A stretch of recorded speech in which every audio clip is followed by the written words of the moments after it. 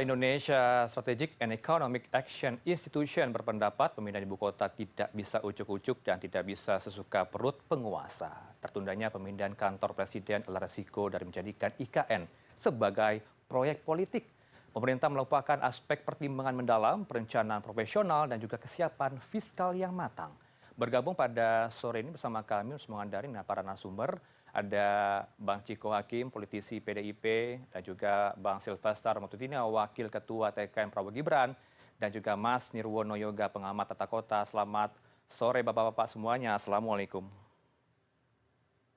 Selamat sore, Selamat sore, Heranov, Baik, Bang baik. Saya Nirwono, minta Sylvester. pandangan dari pengamat tata kota dulu nih Bapak-Bapak.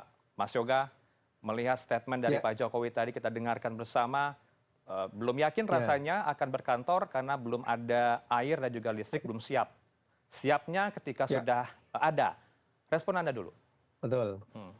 Ya, betul. Kalau lihat dari kondisi di lapangan ya, per jam 13 tadi ya, jam 3 sore tadi, informasi yang kami dapat dari Satgas PUPR di lapangan memang untuk minggu depan itu kesiapan air masih dalam posisi commissioning test ya. Jadi masih persiapan akhir yang diperkirakan sampai dengan akhir Juli nih Mas Heranov. Berarti kalau itu bisa dipastikan perkiraan awal paling cepat itu baru Agustus nanti air itu bisa dilakukan siap pakai atau tidak. Ini berarti kan baru air ya.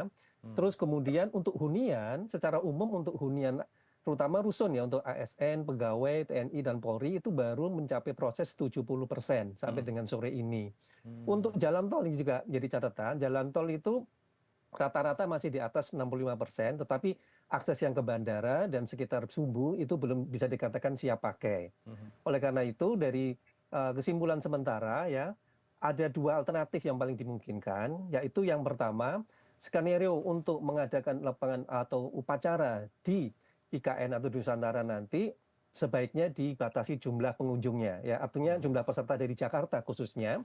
Karena kalau lihat dari kesiapan itu kemungkinan besar kalau mendatangkan taruhlah ada sekitar awal 6.000 dari tamu undangan dari Jakarta ke IKN bisa dipastikan tidak akan siap ya, baik itu akomodasi maupun transportasi. Kalau itu pun dipaksakan, justru kemungkinan besar hanya akan bisa ditampung di Balikpapan dan Samarinda ya, bukan di Nusantara kalau melihat dari kesiapan lapangan per sore ini.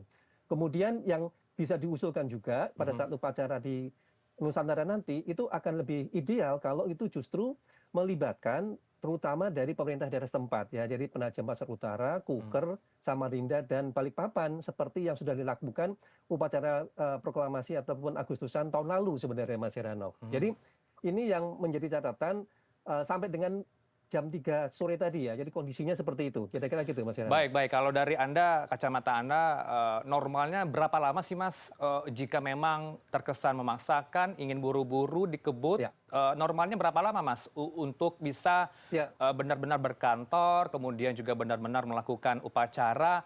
Kalaulah kita simak pernyataan Pak Jokowi, nampaknya harus menguburkan mimpi itu.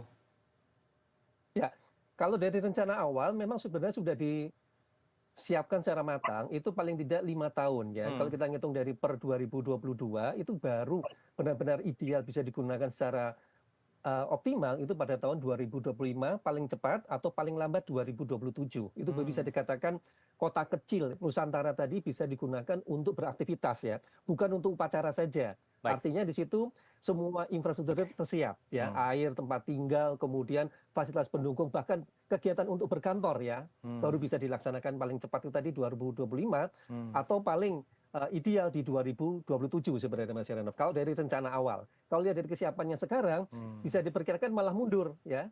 Karena ini kita baru bicara infrastruktur dasar kotanya, belum bicara soal sebuah kota tadi hidup ya Mas Heranov. Nah ini yang mungkin menjadi catatan terutama bagi pemerintah yang sekarang.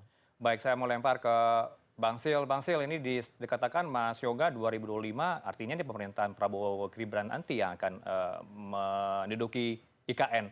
Tapi kalau kita simak pernyataannya, Pak Prabowo nggak mau untuk berkantor di IKN, Mas. Bang Sil.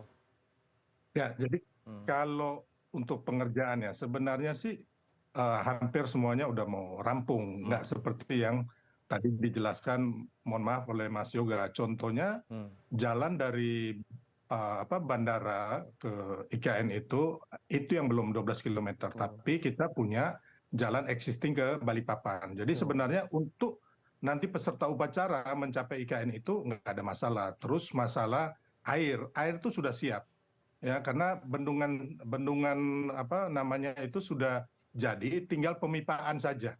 Yang belum itu memang masalah listrik itu udah siap 100%, air yang belum karena sebenarnya hanya tinggal pemipaan saja dari apa namanya bendungan itu Paku ke Semoy. ya benar. Terus untuk Istana Presiden sudah siap, terus untuk upacara benderanya pun sudah siap, termasuk gedung Presiden. Jadi sebenarnya sudah hampir siap, hanya memang mungkin kayak tadi Pak Mas Yoga kan mungkin tahu karena ada teman saya pun begitu. Saya juga tadi baru cross check ke teman-teman yang kerja di sana. Jadi yang kalau yang bilang kita belum siap itu mungkin dia nggak pernah ke sana, terus nggak pernah ngecek gitu. Jadi intinya bahwa program ini tetap akan berjalan, upacara bendera tetap akan terjadi, mudah-mudahan terjadi tanggal 17 Agustus di IKN. Tapi untuk pembangunan seluruhnya memang tidak mudah gitu loh. Kita membangun kota ini bisa makan waktu sampai 20 tahun, ya kan, baru semuanya bisa terrealisir dengan baik. Karena memang yang kita bangun adalah sebuah ibu kota baru dengan konsep yang baru, konsep hijau, terus konsep budayanya. Tapi intinya semuanya siap, ya. Jadi mudah-mudahan sebelum Pak Jokowi lengser, paling tidak pemindahan ini dan juga Kepresnya sudah ditandatangani dan kita optimis IKN akan bisa digunakan gitu. Berarti tidak menjadi persoalan juga Kepres belum terbit, tapi Kepresnya terbit di era Pak Prabowo nanti, Bang Sil. Termasuk juga beban yang akan ditanggung Pak Prabowo mendatang. Itu untuk dasar hukumnya untuk berpindah ya ibu kota ya. Intinya itu. Baik, tapi kan kalau undang-undangnya kan untuk mulai pekerjaan ya. Tapi tampaknya Pak Prabowo keberatan nih Bang Sil untuk berkantor di IKN. Saya simak ya mulut atau ucapan dari Refli Harun, katanya Pak Prabowo tidak mau berkantor di IKN, tetap di Jakarta, Bang Sil. Ya, itu kan ucapan dari Refli Harun ya, tapi sebenarnya bukan Pak Prabowo gitu loh. Berarti tidak benar ya berarti ya? Ada beberapa, nggak benar. Ada beberapa pengamat ekonomi termasuk tim kampanye nasional, Pak Sudrajat Djiwandono itu kan ditanya kalau prioritas mana, ya kan? Tapi beliau tetap setuju gitu loh. Jadi memang karena ya namanya pengamat ekonomi ya, yang dipentingkan adalah pertumbuhan ekonomi. Baik. Tapi kadang-kadang teman-teman itu lupa gitu loh, bapak-bapak itu lupa bahwa pembangunan Indonesia adalah pemerataan pembangunan dan pembangunan berkeadilan untuk seluruh rakyat kita gitu loh. Bukan hanya di Jawa yang 68% perputaran uangnya gitu loh. Jadi kembali lagi ini yang kadang-kadang kita semua mungkin belum pernah ke sana ya, ke Papua, ke Kalimantan. Kasihan sekali sebenarnya di sana itu. Infrastrukturnya memang nggak ada, hancur, segala fasilitas itu nggak ada. Jadi memang kalau pertumbuhan ekonomi ya memang tidak setinggi makan siang bergizi gratis. Baik. Baik, tapi kalau belum 100% dikatakan tadi Mas Yoga tadi masih 70% infrastrukturnya, ini sudah dipastikan mau Pak Prabowo berkantor di IKN? Ya pastinya iya ya, kami pastikan bahwa Pak Prabowo akan berkantor di IKN. Pak Jokowi juga mudah-mudahan setelah Agustus, setelah upacara bendera akan berkantor di IKN gitu. Baik, sebelum ke Mas Ciko, saya juga penasaran ya, Bang Sil, kalau dari TKN ini kan juga mempertimbangkan mana yang prioritas antara makan siang gratis dianggarkan atau melanjutkan IKN. Mana lebih prioritas menurut Anda? Atau dari sisi TKN, apakah benar makan siang gratis lebih diprioritaskan? Sebenarnya begini, dua-duanya prioritas ya, hanya memang ada beberapa TKN yang memang pakar-pakar ekonomi, mereka masapnya kan lebih ke pertumbuhan ekonomi, bukan masalah pemerataan atau keadilan dalam membangun bangsa kita. Karena memang yang saya bilang tadi, jangan sampai pembangunan ini kan hanya di Jawa atau Jawa sentris, tapi pembangunan ini harus Indonesia sentris gitu loh. Nah, itu yang perbedaan itu, tapi bagi kita sih nggak ada masalah karena IKN ini tetap akan berjalan karena perintah undang-undang tentunya. Terus anggarannya juga sudah dikonsultasikan. Mudah-mudahan tanggal 16 Agustus Pak Jokowi akan membacakan di sidang DPR MPR ya. Baik. Jadi anggarannya sudah siap, jadi apanya yang kita ragukan? Nggak ada gitu. Baik, tidak ada prioritas, berarti sama-sama prioritas antara makan siang gratis dengan melanjutkan IKN, begitu ya Bang Sil, ini yang Anda mau katakan? Tergantung sudut pandang ya. Kalau saya selaku pelaku usaha, ya kan, nah, bagaimana kita umpamanya membuka penerbangan, saya bisnis penerbangan, ya di daerah-daerah Papua itu. Kalau kita mau lihat untung rugi, ya kan rugi gitu loh. Tapi kan kita harus membuka gejolak ekonomi, pertumbuhan ekonomi di sana gitu. Ya kan memang kita mungkin bleeding di 1-2 bulan gitu loh. Nah ini yang kadang-kadang nggak disadari oleh teman-teman ya pengamat lah. Karena mereka kan mengamati, kalau kita kan memang pelakunya begitu. Baik. Di lapangan gitu. Baik, silakan direspon Mas Ciko, melihat kesiapan kepedean dari Bang Sil tadi, nampaknya Pak Prabowo masih mau-mau saja untuk di IKN berkantor. Saya nggak terlalu ingin touch atau menyentuh hal-hal yang seperti itu ya. Pertama kami hanya ingin menyampaikan bahwa PDI Perjuangan memang termasuk dari partai politik yang mendorong untuk pemindahan dari ibu kota, karena itu juga menjadi cita-cita Soekarno dan kami mengapresiasi sejak awal apa yang dilakukan bahwa akhirnya direalisasi. Tetapi, nah ini kan masalah ada kata-kata dikebut gitu. Urgensinya apa untuk dikebut? Saya lebih setuju, lebih condong seperti apa yang disampaikan oleh Mas Nirwono Yoga tadi, bahwa memang kita tunggu aja sampai 2025 kita itu benar-benar bisa menjadi sebuah kota kecil yang berfungsi, yang ketersambungannya sudah jelas dengan kota-kota lain. Dan kita akan sambut dengan sukaria dan gegap gempita pemindahan ibu kota tentunya. Tadi disampaikan oleh Bung Silver juga tidak salah bahwa memang pembangunan ini memang harus merata. Salah satunya adalah simbolnya tentunya IKN dibangun di Kalimantan. Tetapi kembali lagi kami katakan bahwa apa urgensinya untuk tetap memaksakan upacara bendera 17 Agustus. Karena kita harus berbicara ketika kita bicara terkait dengan negara, terkait dengan kebijakan. Kita harus bicara tentang rakyat. Urgensinya untuk rakyat saya rasa tidak ada. Artinya memang kita tunggu saja, kita harapkan itu rampung, dan kita di PD Perjuangan saya tegaskan tidak berharap ini menjadi semacam monumen yang gagal, tanda kutip. Kita ingin ini berlangsung dan menjadi suatu hal yang sukses, tetapi kita tunggu pada masa-masa yang tepat tentunya. Nah ini kita memang seperti disampaikan oleh Presiden Jokowi sebenarnya realistis mengatakan bahwa bagaimana kesiapannya, ya kan, akhirnya udah ada belum, ininya udah ada belum, ya kan dia bilang juga tidak akan dipaksakan. Seperti disampaikan oleh Mas Jarod sebenarnya kan senada dengan apa yang disampaikan oleh Pak Jokowi. Nah harapan kita, negara kita sekarang ini, bangsa ini lebih mementingkan hal-hal yang krusial dan substansial terkait dengan kesulitan-kesulitan rakyat hari-hari ini. Nah kalau saya ingin mengupas terkait tadi soal anggaran ya, anggaran IKN atau anggaran makan siang gratis. Kalau kita mau jujur aja kan sebenarnya yang dibawa oleh pemerintahan Prabowo ke depan itu bukan hanya makan siang gratis. Mungkin karena jumlahnya lamsam tadi 71 triliun, tapi kan banyak juga visi misi Pak Prabowo yang dijanjikan pada rakyat ketika beliau berkampanye yang juga akan memakan mata anggaran. Nah, itu yang juga harus kita perhatikan. Bagaimana nanti cara membaginya dengan tetap membangun IKN dan dengan tetap membangunnya sesuai dengan target yang disampaikan oleh Mas Yoga tadi. Kalau nggak 2025 bisa 2027. Nah, ini kan juga ibarat untuk mengatur keuangan negara. Kita berharap pemerintah ke depan, pemerintah sekarang juga memperhatikan postur anggaran sehingga tidak semerta-merta terburu-buru untuk melakukan hal-hal yang sifatnya hanya untuk mengglorifikasi sesuatu. Nah, ini yang kita harus hindari, bahwa upacara bendera ini untuk mengglorifikasi apa. Dan ini kalau memang tidak urgent, tunggu saja sampai pada waktunya nanti sehingga bisa dilakukan dengan baik. Karena kan kalau kita bicara soal melakukan upacara bendera, mengundang 1000-an orang, itu juga akan memakan anggaran. Sementara sekarang rakyat kita masih perlu bansos sampai bulan Desember katanya. Dan hal-hal yang lain. Pendidikan juga masih kurang pembiayaan bagi mahasiswa dan bagi level-level di bawahnya. Nah ini yang kita harapkan semoga pemerintah sekarang dan pemerintah yang ke depan tentunya lebih memikirkan bagaimana mengatur anggaran sehingga tidak memakan anggaran-anggaran pendidikan, kesehatan, pangan bagi masyarakat, tapi tetap bisa membangun IKN dan ditargetkan sekian tahun pada tahun sekian untuk bisa berfungsi.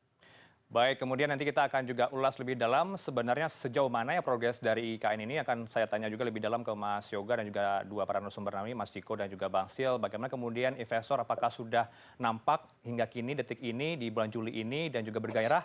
Kita akan bahas usai jeda berikut dengan para narasumber tetap bersama kami di CNN Indonesia Newsroom.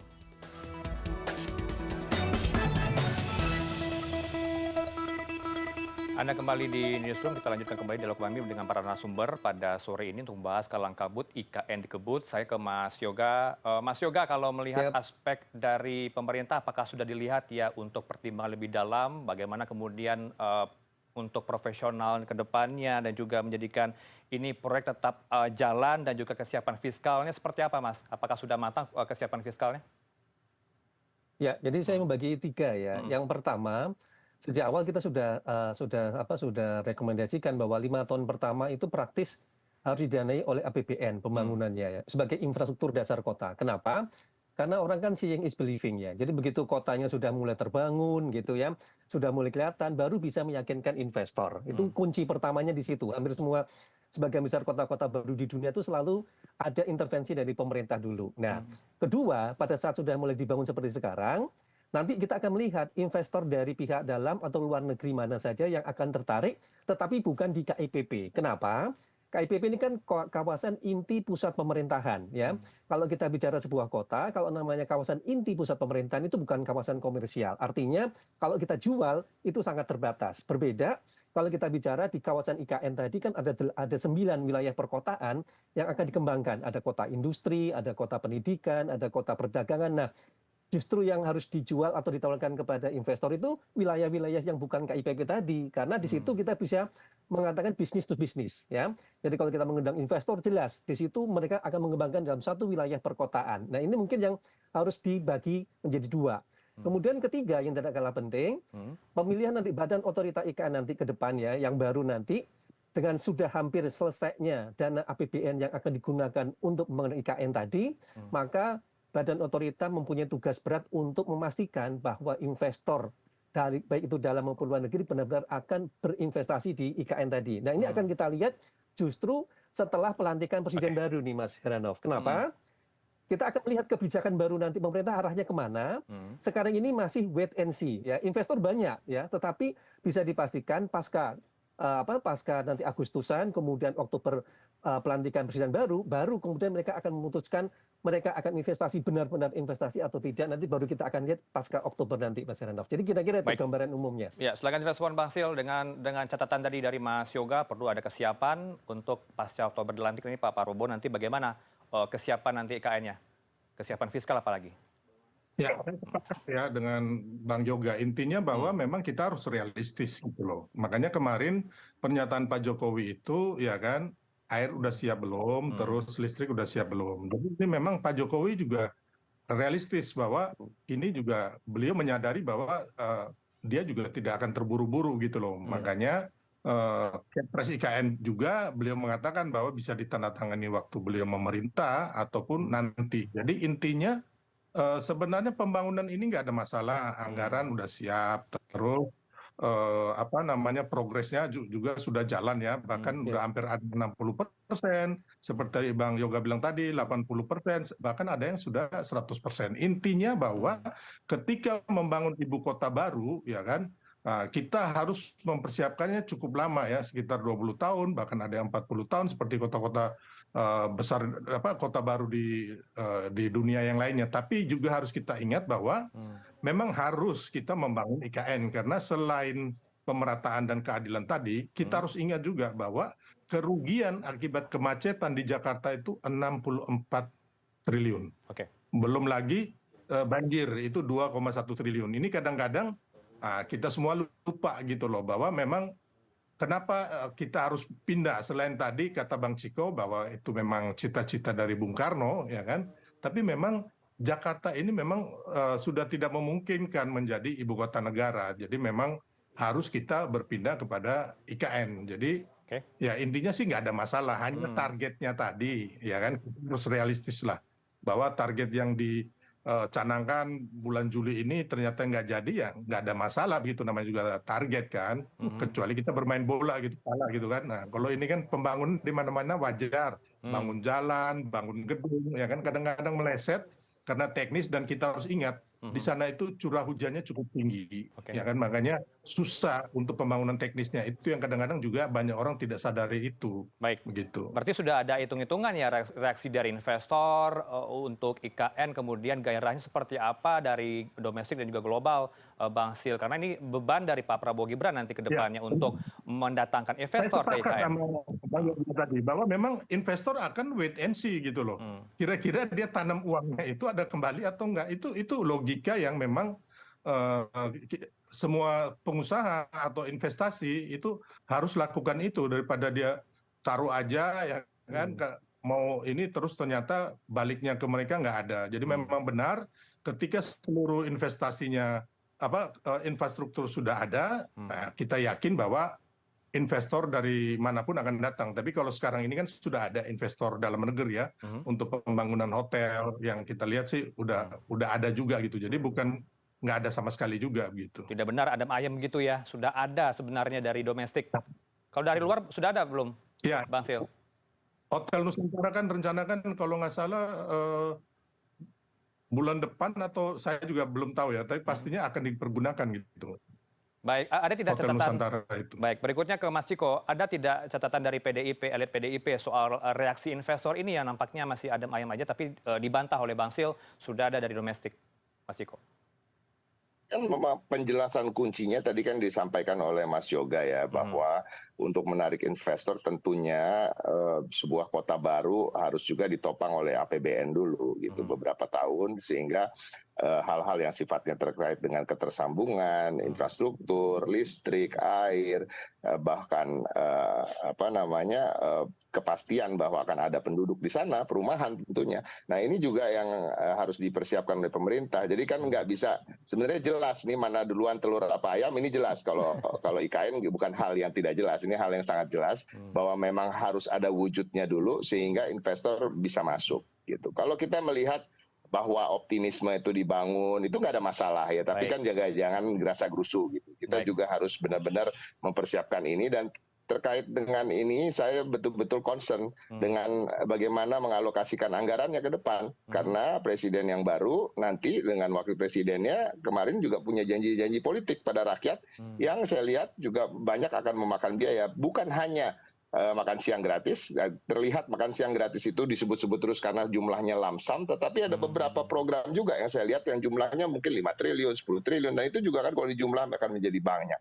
Sehingga ini juga harus menjadi perhatian supaya yang lebih tahu kan Om Sylvester, Om Sil, yang ada Pendidikan gratis sama mencetak dokter-dokter itu. Tapi yang harus kita garis bawahi, yang penting jangan sampai APBN kita dikorupsi ya. Ini yang sama-sama kita jaga itu. Itu yang paling juga kita harus perhatikan. Tapi kembali lagi, jadi bagaimana pemerintahan ke depan bisa benar-benar mengalokasikannya dengan tepat sehingga walaupun ada progres, tapi progresnya tidak sesuai dengan target-target yang diinginkan oleh Pak Jokowi kemarin-kemarin, tetapi tetap berjalan maju dan tidak lari di tempat, sehingga sekitar tahun 2025 atau 2027 itu akan menjadi sebuah kota. Baik, terakhir ke Mas Yoga untuk closing statement. Anda prediksinya kapan nih akan berkantor Pak Prabowo nanti? Di 2025 atau tahun ini? Dan juga harapannya seperti apa? Ya, kalau dari kesiapan infrastruktur paling ideal justru Pak Prabowo baru bisa di 2027 sebenarnya, Mas Heranov. Ya. Baik. Kalau kita bicara sebuah kota ideal tadi ya, artinya infrastrukturnya sudah jadi, semua sudah beroperasional, dan sudah bisa dilakukan semacam uji coba misalnya, itu baru benar-benar di 2027. Karena 2025 masih dalam tahap uji coba. Kira-kira itu gambarannya. Baik, apalagi nanti ada juga pemindahan ASN begitu ya, masih belum jelas kapan pastinya. Ada mungkin catatan Anda buat ASN ini? Dan juga para menteri? Sampai dengan sekarang, ya untuk ASN ya misalnya, sebenarnya pada Agustus nanti ditargetkan tuh ada sekitar 6.000, bahkan awalnya sampai dengan sekitar 11.000 yang akan dipindahkan ya. Dengan target itu tower rumah susun sudah disediakan ya. Tapi yang tadi saya katakan sampai dengan hari ini progres itu rata-rata baru 56 sampai dengan 60% ya ASN-nya. Nah ini sedang dikejar. Nah itu juga paling cepat baru akhir tahun ini ya, rusun untuk ASN yang tadi. Berikut juga dengan rusun untuk TNI Polri dan Pas Pampres. Jadi posisinya sama, rata-rata itu 56 sampai dengan 60% yang akan digebut sampai dengan akhir Desember 2024 semua rumah susun tadi sudah terbangun, dan yang terpenting tersambung dengan air dan listrik. Nah ini yang jadi PR sebenarnya yang sedang dikejar ya sebenarnya. Nah kalau itu tadi, maka paling realistis tadi 2025 sudah mulai datang secara bertahap dan sudah mulai melakukan uji coba kehidupan di ibu kota baru tadi. Kira-kira itu. Betul. Ada respon? Silakan singkat saja, Bang Sil. Ya. Jadi memang sepakat ya sama Bang Yoga. Memang kalau kita lihat, kita itu harus membangun kalau kementerian aja itu 34. Oke. Ya, baga tinggi negara ini 38.